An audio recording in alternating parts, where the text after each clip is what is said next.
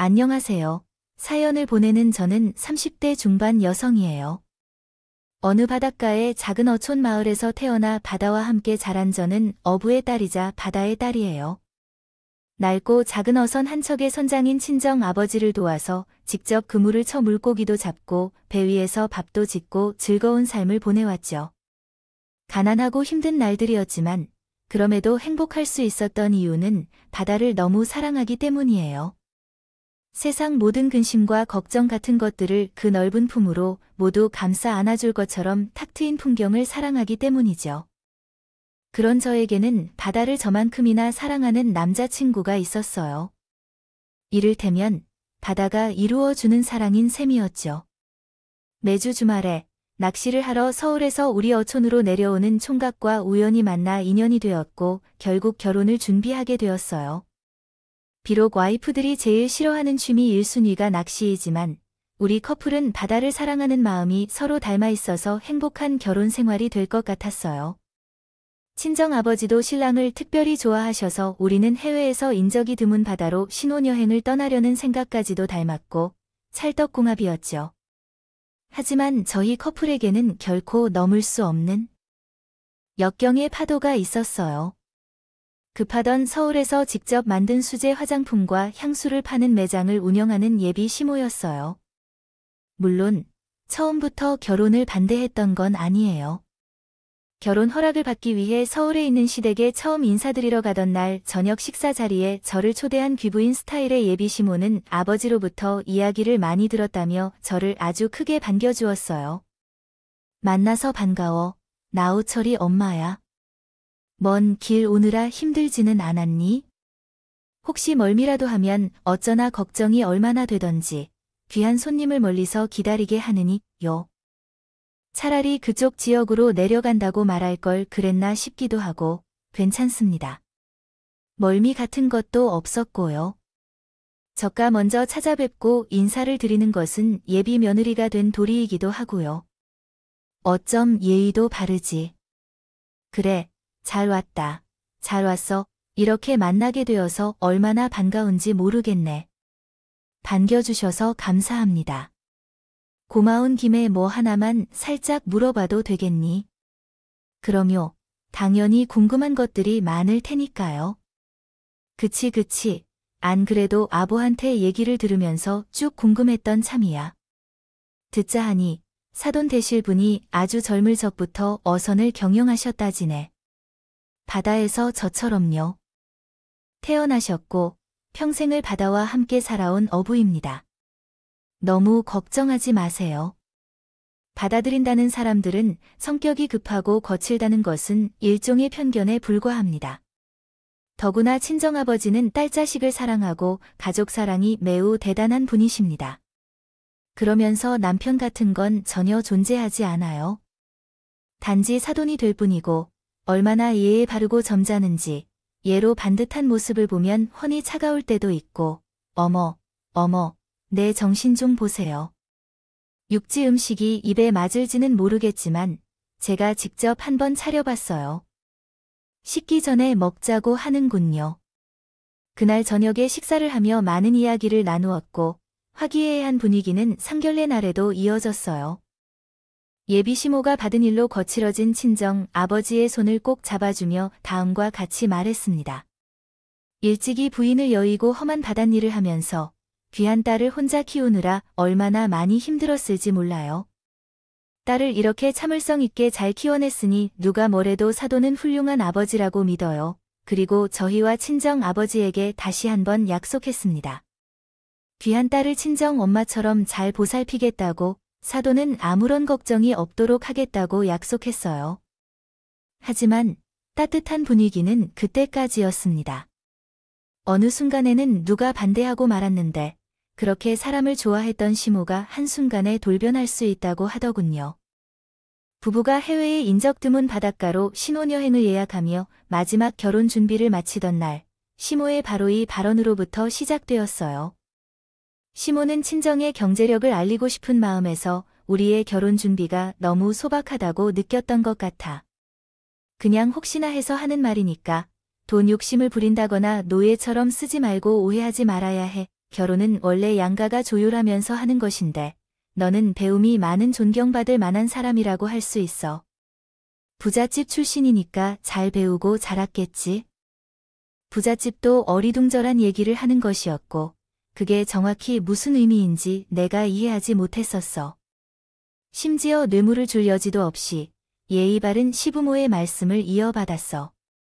이해한다고는 하지만 솔직히 그렇게 말하지만 내 생각에는 사돈이 선배 선장이라면 그 지역에서 알부자일 것이고 알부자들은 부모님들의 입장을 생각할 때 현재보다 한층 더 격조 있는 결혼식이 더 어울리지 않을까 생각해. 재벌가처럼 호텔 예식장이나 다른 장소는 아니더라도 우리 친척들에게는 현재의 수준이 결혼식으로서 충분할 것 같아. 겸손도 중요하지. 듣자 하니 그들도 해당 지역에서 어떻게 경영해야 할지 망설이며 살고 있는 것 같아. 유지라드만 그런 사람들도 있죠. 어선 10대채씩 굴리는 선단 사장님들이요. 하지만 우리 친정아버지는 그냥 계속 낡은 어선 한 척짜리 어부인 거려. 한 척네. 계속 날기까지 했어네. 진짜 정말로 겸손하지 않아서 꼴랑 한 척짜리인 것도 모자라 자꾸 날기까지 한다고. 꼴랑이라니요? 갑자기 그게 무슨 벙찐인 저는 꿀렁이 무슨 소리냐며 거듭해 물었지만 예비 시모는 입을 꾹 다문 채로 아무 말 없이 쌩하니 자리를 떠버렸어요. 그날 이후로 예비 시모는 우리 부부의 결혼을 반대하기 시작했죠. 예비 시모는 처음 몇 번은 남편 몰래 제게 불러다가 공손하게 얘기했어요. 말투만 고상했을 뿐이지 내용은 결국 결혼을 다시 생각해보라는 얘기들이었어요. 제가 돌변하던 예비 시어머니의 태도를 이해할 수 없었어요. 다만 돈 때문이라는 의심은 하고 있었죠. 시어머니는 고을 아버지를 상태 높은 척짜리 선단의 사장으로 여기며 그래서 제가 어촌 알부자의 딸이라고 철석 간주했기 때문에 결혼을 허락했는데 알고 보니 낡고 작은 어선 한 척짜리 가난한 어부의 딸이라는 사실에 결혼 반대로 돌아섰다는 것이에요. 그러나 그때까지만 해도 제 뇌엔 설마 하는 생각밖에 없었고 예비 시어머니는 다른 이유가 있을지도 모르는 생각이었습니다. 예비 시모가 제게와 친정 아버지에게 보여주었던 올바르고 속 깊은 모습들이 아직 눈에 선하던 때였거든요. 사람을 함부로 오해하고 미워해서는 안 되잖아요. 그러나 남편의 말에 따르면 예비 시모가 결혼을 반대로 갑자기 돌아선 이유는 돈 때문으로 확실하게 보였습니다. 예비 시모가 우리 집을 알부자라고 정말 철석같이 믿었던 모양입니다. 그래서 알부자인 친정 아버지의 어선을 몇 척 팔아서 예비 시모 본인이 경영하던 수제 화장품과 향수 매장 2호점에서 더 확장하려는 욕심으로 우리 부부의 결혼을 허락한 것 같았습니다. 이런 속셈을 품고 있던 상황에서 친정 아버지가 가난한 사실을 알게 되어 결혼을 반대하게 된다면 남편은 예비 시모의 이해관계를 알고 있었지만 결혼을 강요하지 않았나요? 아니요. 남편도 늦게 알게 된 사실이었어요. 그때까지만 해도 남편 역시 제가 엄마가 그러한 생각을 가지고 있을 것이라는 추측만 하고 있었을 뿐이었어요.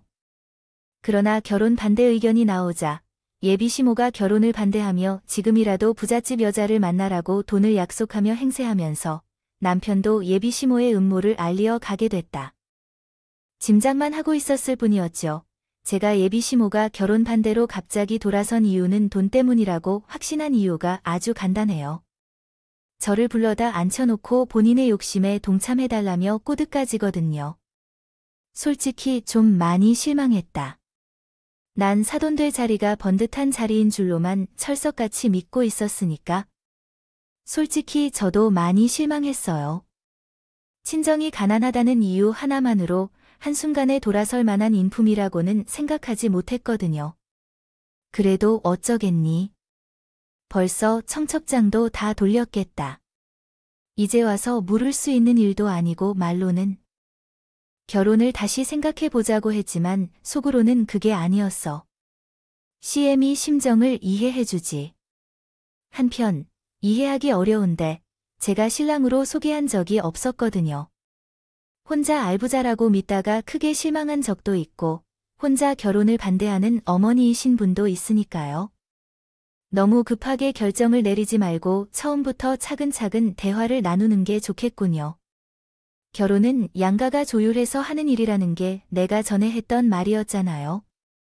무슨 얘기를 하려고 일어나 생각하고 있었습니까? 애비 시모는 마치 본인이 언제 결혼을 반대하는 사람이었느냐는 듯이 자상한 태도를 돌변해 조그맣게 말을 계속했어요. 어선 열대 척자리 선단의 사장이 아니면 어떻게 자꾸 낡은 한 척이지 않을까요? 그것도 나름의 재산이에요. 아놈 크로크 말이 아니라 그래서요. 또 무슨 말을 하시려는 거죠? 그 한 척이라도 팔아서 보태려는 건가요? 정확히 말하자면 투자지 투자. 무슨 투자를 어디에 하려는 거죠? 당연히 내가 경영하는 수제 화장품과 향수 매장 2호점이죠. 어선하지만 큰 돈은 아니라지만 적어도 인테리어 비용 정도는 들 것 같지 않습니까? 진심이세요? 진심 말씀이신가요? 그러니까 저희 매장은 그래도 단골 손님이 아주 많답니다. 그분들은 대부분 재력이 풍족한 사모들이시기도 하고 상도 고객님이거든요. 돈을 매장에 투자하면 수익은 제가 엄격히 분배하게 됩니다. 분배만 하고 인센티브도 여유롭게 주고 나머지는 어떻게든 그딴 말은 필요 없을 것 같아요. 그냥 가게 가실 때 거래서에 서명만 해두시고 가세요. 그러니까 제 매장 2호점에 투자하겠다는 건 합당한 계약서를 작성해 주실게요. 한마디로 우리 어선처럼 소중한 것을 어머니의 욕심이나 채우자고 팔아요라는 건 아니에요. 누가 봐도 안 될 일이에요. 단호하게 거절하며 돌아선 저는 결혼 선택이 궁지에 몰려있다는 직감이 들어요. 바우든 아니면 예비 시모든 의자를 무릅쓰더라도 결혼을 하느냐 말느냐 어느 쪽도 쉽지 않은 결정이었어요. 남편을 사랑하는 마음과 같이 저는 바우를 사랑하는 마음과 같기 때문에 바우는 지나치게 가슴 아픈 선택일 것이라고 생각했어요. 예비 시모와의 의자를 무릅쓰더라도 결혼을 하자는 것은 사랑하는 남편에게는 은혜를 입은 친엄마 때문에 그것도 또 다른 어려운 선택이었으니까요.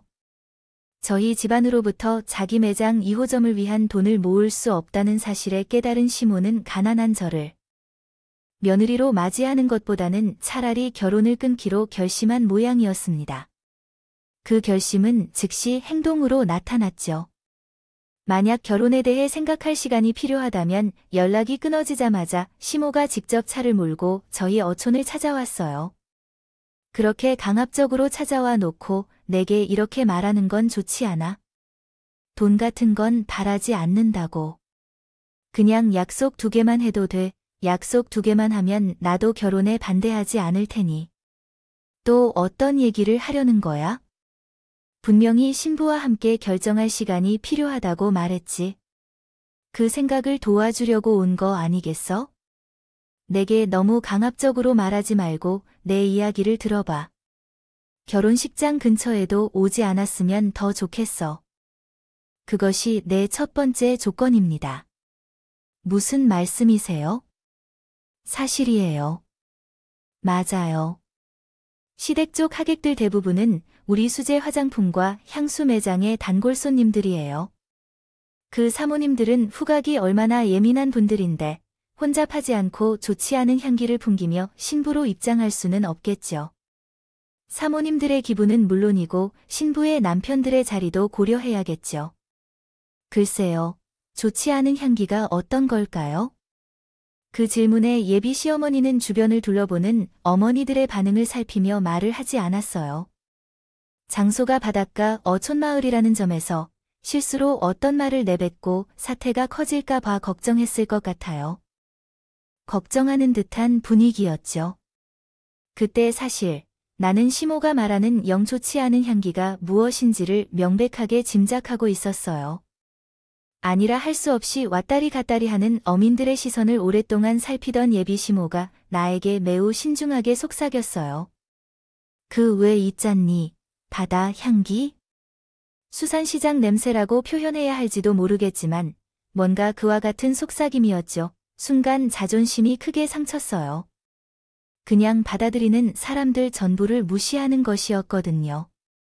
더구나 그 상대가 나의 친정 아버지였다는 것에서 더 억울함을 느꼈죠.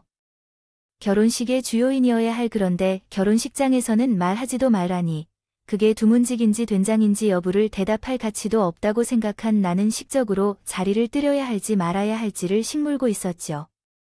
시몬이 얼굴 바로 앞에 각서를 내밀면서 흔들었습니다. 얼른 지장을 찍어라. 결혼 3일 전부터 향수로 목욕을 해야 한다는 각서야. 그렇게 해야 하는 이유는 굳이 2번 얘기할 필요 없지. 내가 신부로 입으려면 각서를 잘 읽어야 해. 각서 위반 시 피해보상 조항이 가장 중요하니 꼭 읽고 이해해야 해. 결혼 3일 전부터 향수로 목욕을 안 하면 사돈의 어선을 피해 보상금을 내야 한다는 조항이야. 그래서 명심해. 싫다면 결혼 자체를 못 시키지. 우리 가문 앞에서 망신까지 당할 필요는 없다. 결혼을 시켜야 한다던 어이가 없어도 이렇게 될 수가 있을까요? 결혼을 파트내겠다고 솔직하게 말하면 차라리 조금이라도 나을 것을 굳이 찾아와서까지 한 아비와 그 자식을 짓밟아 놓을 필요까지야. 저는 아무런 대꾸 없이 그저 예비시모 보란듯이 콧방귀나 한 번 부르며 자리를 박차고 나와 버렸어요. 더 이상 상종할 가치도 없는 사람이라는 판단이 들었거든요. 그리고 곧장 서울에 있는 남편을 만나 솔직한 심정을 털어놓았죠. 당신을 바다만큼 사랑하지만 그런 모독까지 참아가면서 결혼을 할 수는 없겠다. 고요. 그러자 줄곧 친엄마의 행동으로 인해 면목을 잃은 나를 꼭 안아주던 남편은 슬퍼할 뿐이었습니다. 그는 언제나 내 마음을 우선시하며 어떤 판단이든 내 편이 되어줄 것이라고 했습니다. 그날 나는 남편에게 곧바로 내 결심을 털어놓지는 못했지만 마음속으로는 굳게 다짐했습니다. 만약 남편이 우리의 생각에 동의해준다면 예비시모와의 갈등을 감수하더라도 이 결혼을 지켜내겠다고 다짐했습니다. 내 사랑을 받아줄 사람은 친정아버지 말고는 세상 어디에도 없을 테니까요. 하지만 불운의 공백이었는지 요새 예비시모가 결혼을 반대하려고 한다는 사실과 함께 겪은 모욕을 까맣게 잊지 않는 친정아버지는 딸을 사랑하는 마음으로 저를 몰래 예비시어머니에게 귀한 선물을 보냈어요. 홀로 새벽바람을 맞으며 직접 잡아올린 없어서 팔 수 없을 정도로 귀하고 비싼 자연산 돌돔 상자였죠. 친정아버지가 돌돔 선물을 보냈다는 사실을 모르고 있던 저에게는 더 이상 할 말이 없으니 시부모의 예비시어머니로부터 오라는 문자가 뜬금없이 도착했고 저는 이번에야말로 예비시어머니와의 대화에 각오를 다지고 길을 나섰어요. 그렇게 저는 남편과 함께 있다가도 당신 없이 함께 있었습니다. 행복하게 잘 살 것이니 앞으로 간섭하지 말라는 얘기를 몇 번이나 곱씹은 후에 시아버지 집으로 들어갔습니다. 그곳에서 약간 주춤거리며 생각하는 저에게 쏟아지는 눈길들.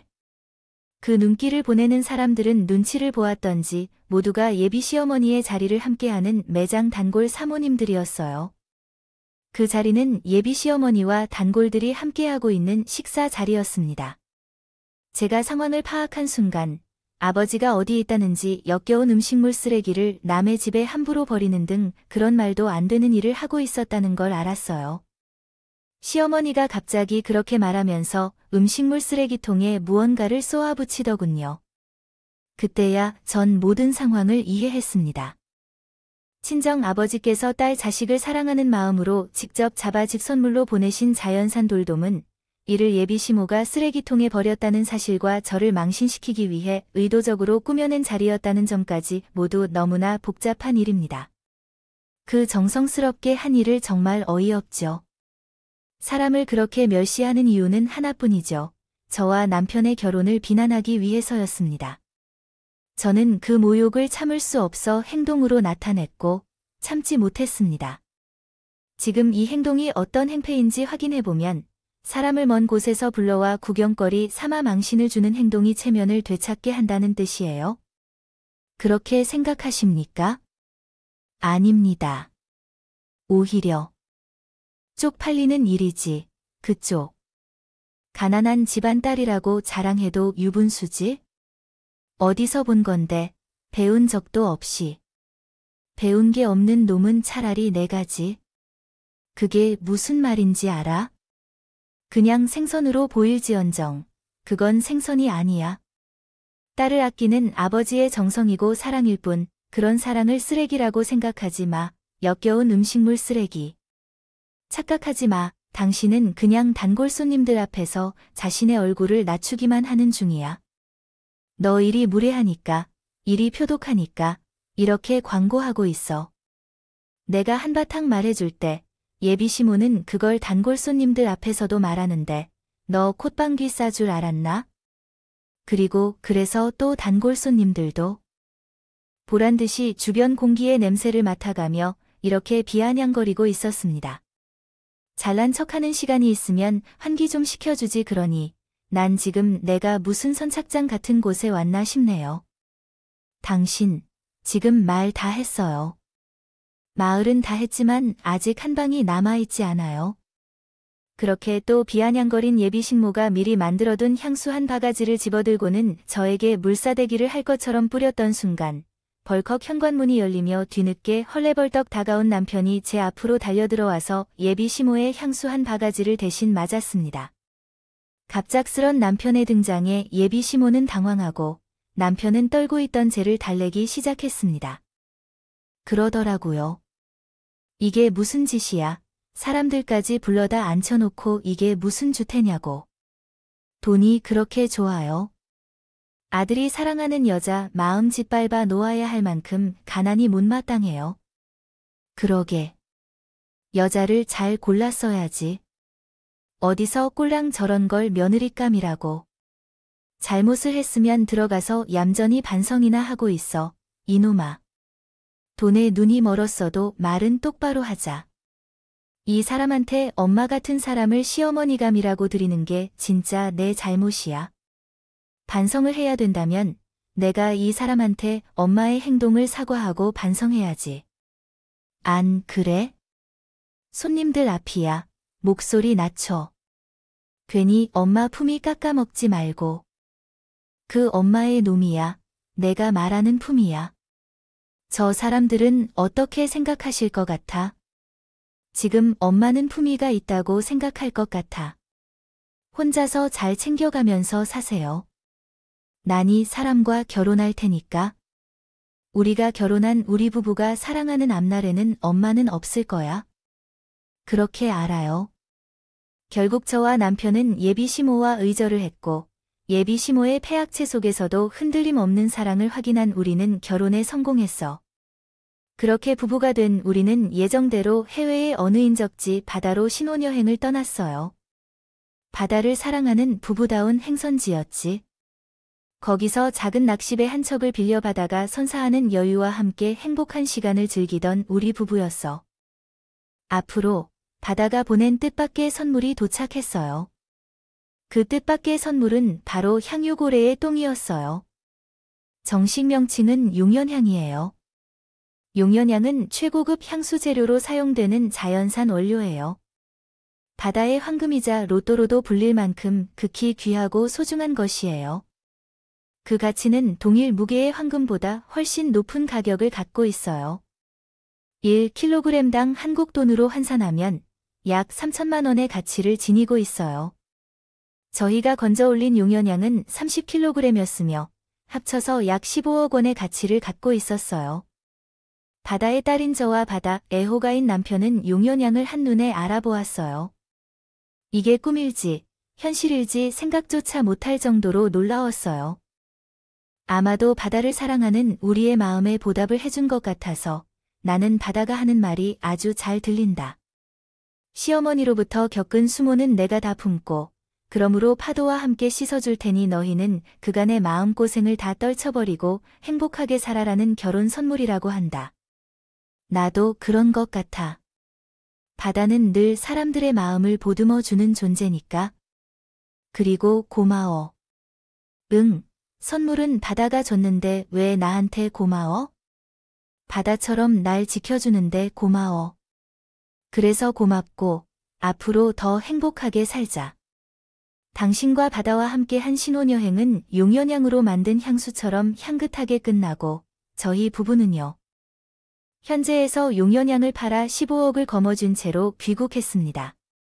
저와 부부가 함께할 미래가 더 안정적인 순간이었죠. 하지만 그로부터 몇 주 뒤, 분명 의절했던 시모가 제 고향인 어촌 마을 창밖으로 바다가 훤히 보이는 곳에 자리 잡은 신혼집으로 찾아왔어요. 아무래도 용연양 덕분에 저희 부부가 넉넉한 형편이 되어 귀국했다는 소문을 들은 것 같았죠. 그런데 한때 모욕을 주었던 시모는 가증스럽게도 자애로운 시어머니로 행세했습니다. 지난 소란들이 매우 서운했지만 이해할 만한 이유가 있었을 거라 생각해요. 우리 사이에 이야기할 게 더 남아있는 걸까요? 피차 안 보고 살기로 얘기 끝난 걸로 알았는데, 아는데, 에이 사실은 그게 다 일종의 며느리 시험이었어요. 시험은 무슨 전 그런 시험에 응한 적 없는데요. 입장에서는 그럴지 모르겠지만, 서도 시엠이 되는 입장에서는 그게 아닌 법이에요. 며느리 자리가 부모를 향한 효심이 얼마나 큰지 그걸 확인하기 위해서라도 일부러 이런저런 시련들을 억지로 만들었던 거지. 나도 힘들어하는 너 보며 속이 상하면서도 어쩔 수 정말 부득이하게. 뭐가 어쩔 수 없었다는 건지 모르겠고 거리 나가서 아무나 붙잡고 한번 물어나 볼까요? 그런 행동들이 과연 제정신으로 벌일 수 있는 일들인지. 그러니까 내가 더 대단하다는 거. 아니죠. 그게 왜 더 훌륭한 며느리감인가요? 이건 또 무슨 얘기예요? 원하지 않는 그쪽 며느리 자리를 누가 맘대로 엄마 역할 하려고 왔어요. 엄마 역할 쉬는 사람도 부모잖아요. 그동안 당한 일들이 어떻게 믿으라는 건데 당신처럼이라면 믿겠어요. 속지 않으니까 예에 바르게 돌아가세요. 생면부지나 타지에서 수치를 당하고 쫓겨나고 싶지 않다면 그러지 마세요. 마음을 열어주세요. 나를 일찍 보내신 부모님 역할을 하는 엄마로 생각하면서 어려운 일이 있으면 언제든지 기대할 수 있도록. 가족이니까요. 그렇게 말하면서 나에게 보이는 시모의 진심은 부모님 역할을 하는 엄마로 생각하라 해봅니다. 그리고 너도. 이제 우리는 완전한 가족이 되었으니 시댁에서 가게를 이어받을 준비도 할 겸 겸사겸사 다시 시작하자는 것이다. 아무리 그렇다고 해도 꼭 그래야 하는지 아닌지에 대해 자꾸 다시 시작하느냐고요. CM이 수제 화장품과 향수 매장을 같이 해보자는 제안을 했습니다. 사실 그 험한 바닷길 같은 일은 아니라고 생각하지 않나요? 당신도 기뻐하고 있습니다. 우리 부부를 찾아온 시어머니가 거짓없는 진심이었나요? 역시나 그것은 돈 때문이었지요. 욕심을 내며 우리 부부가 바다로부터 받은 선물을 넘어서 그 돈을 받아내려는 것입니다. 화장품과 향수 매장을 2345점 이상으로 확장시켜 놓고 사모님 대접을 제대로 받으면서 호화로운 삶을 살고 싶다는 욕망을 품는 것이 언젠가는 그런 시모의 속마음에 의식적으로 대응해야겠다는 생각을 하며 저희 부부는 의외로 둔감했습니다. 너무 예상한 대로라 놀라울 정도는 없었고 더 큰 실망은 남을 기대하지 않은 상황이었기 때문입니다. 다만 제게는 앞으로도 계속될지도 모를 시모의 영향력을 차단해야 할 필요성이 있었죠. 당신한테는 좋지 않은 향기가 풍긴다는 걸 알았어요. 돈 욕심으로 넘쳐난 향기가 불쾌해서라도 우리는 당신과 같은 사람과는 상종하지 않을 것이에요. 남편이 문을 열고 들어왔습니다. 결국 시모는 한마디도 더 꺼내지 못한 채로 아주 초라하게 사라졌어요. 쫓겨나듯이 말이죠. 그 몹쓸 시모의 향수 매장은 결국 폐업했어요. 수제 화장품과 향수에서 독성 물질이 검출되어 떠나 뭘 하겠어요. 돈 욕심에 원자재 값을 아껴 2호점을 내기 위해 무리를 한 거죠. 아이러니한 건 저희 부부는 바다가 안겨준 향수로 부자가 되었는데 정작 향수를 만들어 팔던 시모는 결국 거지 모습이 되었다는 거예요. 하긴 돈 욕심에 눈이 멀어버린 사람들의 말로는 결국에는 다 그렇다는 거죠. 저희 부부는 용연양으로 거머쥔 돈으로 친정 아버지에게 어선을 선물했어요. 이제 친정 아버지는 낡은 어선의 가난한 어부가 아니라 사람들과 함께하는 어선의 선장이 되셨어요. 마침 먼 바다에 해가 떠오르고 있습니다. 날이 밝아지면 제 남편과 함께 오늘도 직접 어선을 타고 바다로 나갈 거예요. 바다에서 키워낸 고기들을 건져 올리며 행복할 거예요. 지금도 앞으로도 부부간의 사랑과 바다에 대한 애정은 변함없이 영원할 거예요. 제 이야기를 들어주셔서 감사합니다. 여러분의 오늘도 기분 좋은 하루 되시길 바라며 여러분 사연에는 응원과 현명한 조언을 부탁드립니다. 좋아요와 구독은 저에게 큰 힘이 됩니다. 오늘도 좋은 일 가득하시길 바랍니다.